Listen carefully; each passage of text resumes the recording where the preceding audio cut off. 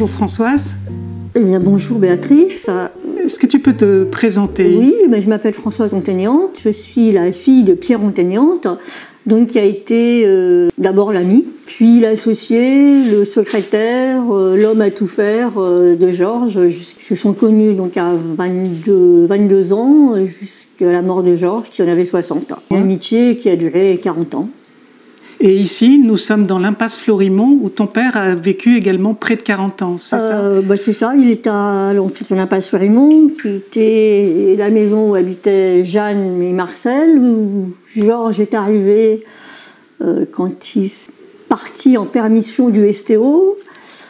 Il n'est pas rentré au STO, il a été hébergé ici, et il est resté jusqu'en 1966, et mon père s'est installé en 1976. 10 ans après, donc. Hein. 10 ans après, et il est resté jusqu'en 2013. Il est mort en 2013. Pendant 10 ans, qui a occupé la maison? Alors, pendant 10 ans, elle était vide, à la mort de Jeanne. Georges voulait toujours qu'il aille habiter ici. Ma mère n'avait pas du tout envie de venir habiter ici. Là, vous habitiez boulevard du Montparnasse. On habitait boulevard Montparnasse, et elle n'avait pas vraiment envie de quitter le quartier. Parce qu'ici, c'était vraiment... C'était la cour des miracles, l'impasse, à l'époque. Il n'y avait pas de tout à l'égout. Il n'y avait pas de tout à l'égout, il y avait des pavés, les gens vidaient le pot de chambre dans l'impasse. Et puis elle n'avait pas envie de me changer d'établissement scolaire, enfin bref. Elle a traîné les pieds. Elle a traîné les pieds, et donc ils sont installés quand j'avais 20 ans, et moi j'habitais plus chez mes parents. Moi j'y habite depuis 2013. Voilà. Et tu as connu Jeanne jusqu'à l'âge de 10 ans à peu près. J'ai connu Jeanne jusqu'à l'âge de 10 ans ou 12 ans. Elle a dû mourir en 68. Peut-être que je me trompe, mais à peu près dans ces eaux-là. Ouais. J'étais une petite fille. Et quel souvenir tu gardes d'elle? Alors, Jeanne, c'était une personne particulière. Hein. Elle était comment avec les enfants? Elle était sympa avec moi. Ouais. Elle était sympa avec moi. Je ne pense pas qu'elle fréquentait beaucoup d'enfants. Elle, c'était plutôt une grande amie des animaux. Il y avait une basse-cour, il y avait des oiseaux, mais il y avait aussi des chats, il y avait des chiens, un rat apprivoisé à une certaine époque. Enfin, moi, j'aimais bien venir ici parce qu'on ne voyait pas ça partout. Oui, bien sûr. Oui. Mais non, avec moi, elle était plutôt gentille. Mais tu disais que c'était un peu une emmerdeuse quand même. Mais c'était pas quelqu'un de facile. Ouais. Je pense que d'abord, elle aimait pas forcément les autres femmes. Donc moi, j'étais une enfant, ça va. Ça va. Je pense qu'elle avait pas de très bonne réputation. Après, la réputation, il faut s'en méfier. Je crois qu'elle était un peu folle aussi, quoi, surtout. Une espèce de folie sympathique.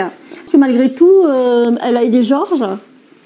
Sans être quelqu'un qui s'y connaissait en littérature, elle lui disait que ce qu'il écrivait, c'était bien, qu'il fallait qu'il continue. Elle l'a beaucoup encouragé. Elle l'a beaucoup encouragé. Je crois qu'elle lui a jamais demandé, au départ, quand il gagnait pas un rond, jamais lui a demandé de gagner de l'argent, de ramener de l'argent.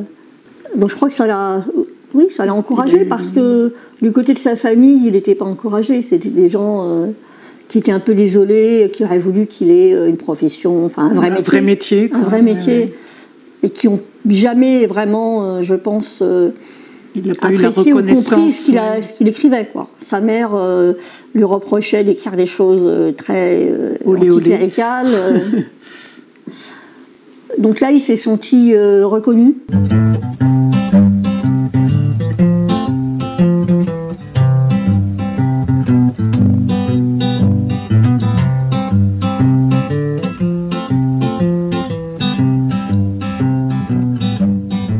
Brassens, c'était aussi ton parrain, et tu l'as connu jusqu'à l'âge de 25 ans. C'était pas mon parrain, mais on va dire que, pour moi, c'était un adulte, un référent, une espèce de seconde figure paternelle, bien que je ne le voyais pas si souvent que ça, parce que d'abord, il avait sa vie. Les enfants, il n'avait rien contre, mais en même temps, il ne savait pas trop quoi faire avec.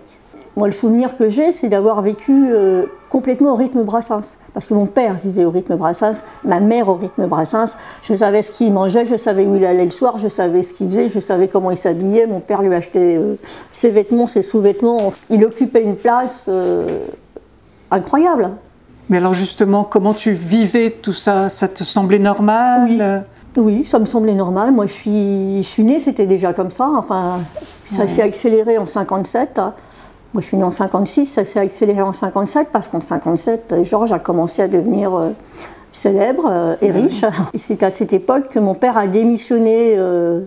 Il travaillait dans une perception et il a démissionné pour gérer complètement les affaires de Georges. Ils ont créé les fameuses éditions 57. C'était une entreprise familiale parce que ma mère travaillait aussi.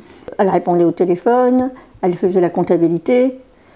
Oui, donc son rôle est beaucoup moins connu que celui de ton père, finalement. Ah ben oui, parce que c'était les petites mains à l'arrière, enfin, mais elle a fait énormément de choses. Je pense que s'il n'y avait pas eu ma mère, mon père n'aurait pas été aussi disponible pour Georges au quotidien.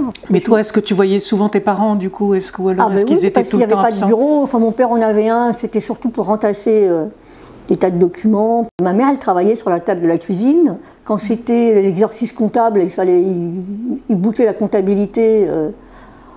Jusqu'à 2h du matin, il cherchait l'erreur du centime. Et par contre, ma mère, qui avait une belle écriture, elle recopiait les textes des chansons de Georges sur des Bristol format A4, avec son écriture à elle, qui était plus lisible, pour les envoyer à l'impression. Ah, d'accord. Voilà. Et comme ça, elle donnait son avis sur les chansons. Non, celle-là, je l'aime moins que les autres. Tout le monde donnait un peu son avis, certainement. Ton père, ma mère, ta mère. surtout ta mère, d'accord. Mon père, je pense qu'il trouvait tout bien de toute façon. D'accord. Puis alors, tu disais qu'il avait une ligne dédiée à Georges. Voilà, on avait 2 téléphones à une époque où c'était déjà très long d'en avoir une. On avait 2 téléphones, donc un numéro pour tout le monde. C'était les premiers numéros de téléphone. Je me souviens, c'était Médicis 2738. Et il y avait un autre numéro que je n'ai pas mémorisé, puisque personne ne l'utilisait,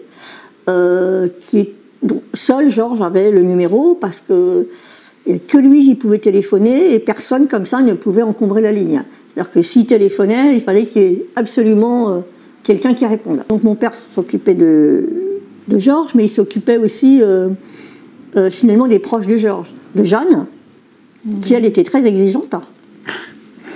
Elle jouait un peu les princesses. Et après, il s'occupait de Pupchen, qui adorait, c'était une passionnée d'antiquité. Donc elle faisait toutes les foires à la brocante, et Georges, n'était pas question qu'il aille dans une foire à la brocante, donc c'est mon père qui faisait toutes les foires à la brocante avec Pupchen. Il aimait bien ça. Et alors tu disais qu'il lui achetait ses cipes, mais il lui achetait aussi ses singes. Un jour, il lui est venu à l'esprit d'avoir un singe. Il trouvait que l'idée était assez marrante, d'avoir un singe. Je pense qu'il avait dû aller dîner chez Michel Simon, qui avait une chimpanzé. Donc il a voulu un singe. Alors pas un chimpanzé parce que c'est un peu volumineux. Et donc mon père a été sur les quais, puisqu'à l'époque on pouvait acheter toutes sortes d'animaux sur les quais. Et il a acheté un singe. Et quand il a ramené, c'est Georges qui habitait, donc à l'époque il s'était installé rue Santos-Dumont. Le singe s'est mis à courir sur toutes les bibliothèques, les murs étaient couverts de livres, et il jetait les livres dans le salon. Enfin bon, Georges a voulu essayer d'arrêter le singe, il a été mordu, enfin bref. Ça s'est très mal passé avec le singe. Donc il a rappelé mon père en disant « Écoute, il faut que tu viennes chercher ce singe, c'est pas possible. Mais je pense que ta fille, Françoise, sera très contente d'avoir un singe. » Mais ma mère a dit non. Elle a dit non, le singe, non. Ça veut dire non à Brassens. Elle disait rarement non, mais là, elle a dit non. Donc mon père a bien été obligé de dire non. Et il a été ramené le singe quai de la Mégisserie où il l'avait acheté.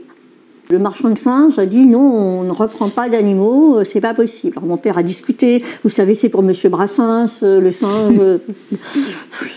Et il dit mais alors, ok, mais alors je vous l'échange. Et il l'a échangé contre un perroquet gris du Gabon. Il parle très bien ces perroquets, donc Georges lui avait appris à parler.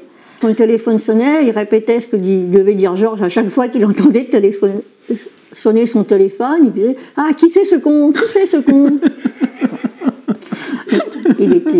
il imitait à perfection le bruit de la bouteille qu'on débouche.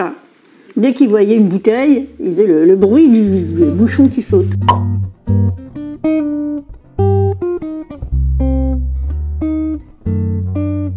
Est-ce qu'il y a une chanson de Brassens qui te parle particulièrement? Alors une chanson qui m'a beaucoup touchée, que j'aime beaucoup, mais c'est pas Brassens qui l'a écrite, c'est Antoine Paul, c'est Les Passantes, qu'il a mis en musique et très bien chanté. Mais j'aime aussi beaucoup La Non demande en mariage.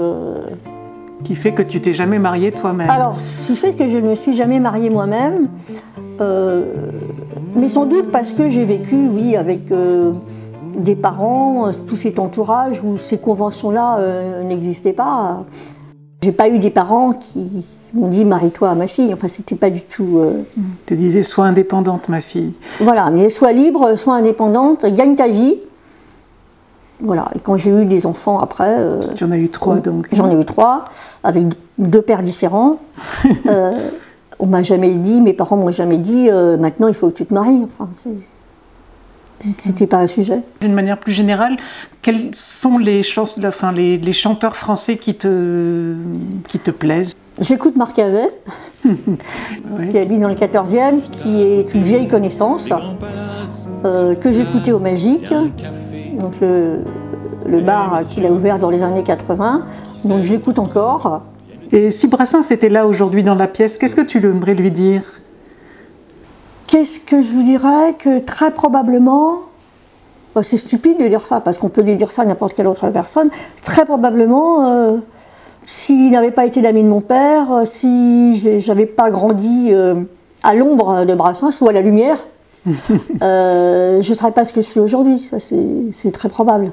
Et qu'est-ce qu'il a fait de toi justement? Rien, il a rien fait de spécial, il était là, oui.